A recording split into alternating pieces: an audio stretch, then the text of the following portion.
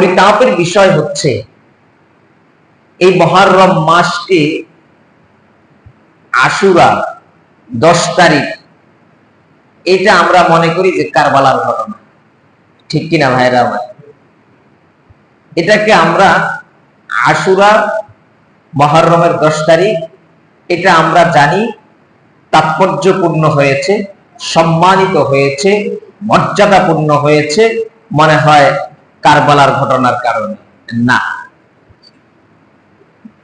এই মুহররমকে, এই আশুরাকে আমার নবী কিভাবে মূল্যায়ন করেছেন?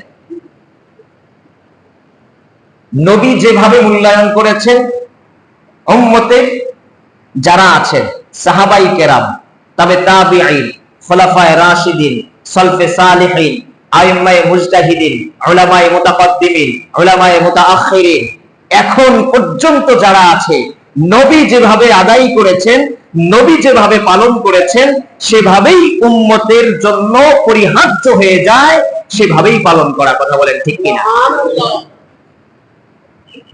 আশুরা অর্থাৎ কারবালার ঘটনা তো ঘটেছে নবীর ইন্তেকালের অনেক পরে। কারবালার যে ঘটনা ঘটেছে এটা হচ্ছে নবী ইন্তেকালের পরে, ঠিক না?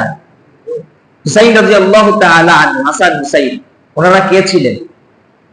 একটু জবাব দেন না, ওনারা কে ছিলেন?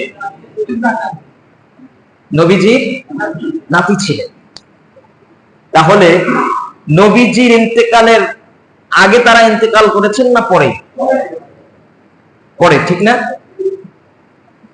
নবী সাল্লাল্লাহু আলাইহি ওয়াসাল্লাম আশুরাকে কিভাবে পালন করেছেন তারপরে ঘটনাগুলো বলতেছি।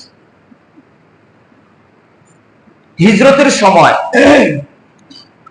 মক্কা থেকে যখন নবীজি সাল্লাল্লাহু আলাইহি ওয়াসাল্লাম মদিনায় যান, মদিনায় যাওয়ার পর যা দেখেন বনি ইসরাইল অর্থাৎ বর্তমান যারা ইহুদি আছে, তারা রোজা রাখে। তো নবী করিম সাল্লাল্লাহু আলাইহি ওয়াসাল্লাম জিজ্ঞেস করলেন, যেহেতু নবীজি প্রাথমিক অবস্থায় মদিনায় গমন করেছেন, এক এক জায়গার রীতিনীতি তো ভিন্ন হয়, ঠিক কিনা ভাইয়েরা? তো মদিনায় যায় দেখেন যে অনেক মানুষ রোজা রেখেছে। তো রাসূলের কৌতূহল জাগলো যে রোজাটা কেন রাখে, এটা জানার দরকার। রাসূল করিম সাল্লাল্লাহু আলাইহি ওয়াসাল্লাম জিজ্ঞেস করলেন, হে আমার সাহাবায়ে কেরাম, ও আমার আনসার ভাইয়েরা, ও আমার মুহাজির ভাইয়েরা,